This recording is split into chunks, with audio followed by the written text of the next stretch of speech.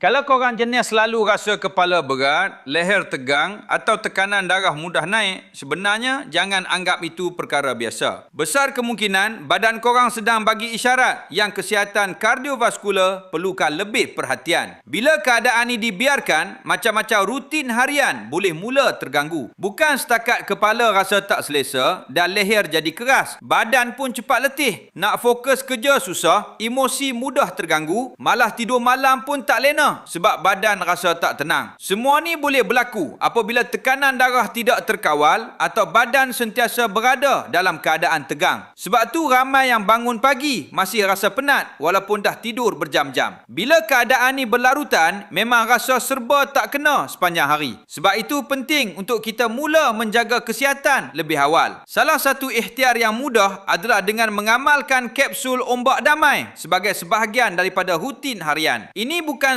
sekadar kapsul herba biasa. Ombak damai menggabungkan herba dewa lilit, asam belanda, bawang, minyak zaitun dan biji sadri dalam satu formulasi yang direka untuk menyokong tekanan darah yang sihat, membantu memberi rasa lebih selesa pada bahagian kepala dan leher serta membantu mengurangkan rasa berangin dalam badan. Kalau korang dah lama berdepan dengan kepala berat, leher tegang atau tekanan darah yang mudah naik, inilah masanya untuk mula berikhtiar. Jangan tunggu sampai rutin harian semakin terganggu. Boleh dapatkan di Showcase HQ Belluna Herbs atau tekan link di bawah atau boleh kontak saya di caption sekarang. Lihat sendiri maklumat serta perkongsian pengguna kapsul ombak damai.